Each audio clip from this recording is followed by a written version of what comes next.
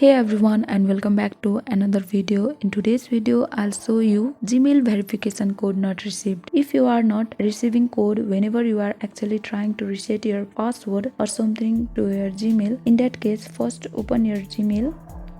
And let's say you are trying to verify something but you have not been receiving any kind of mail. The first and foremost thing you need to do is actually log in your Gmail to other device and check whether you received the code or not. And then let's identify whether the problem is with your Google account or the problem is with your device. If the problem is with your device, then there are more ways to solve. First one is make sure your do not disturb mode is off, because if this one, then most probably it is going to actually block all of the notification on your phone. Second one is open your App Store or Play Store, and on the search bar click over there and search Gmail.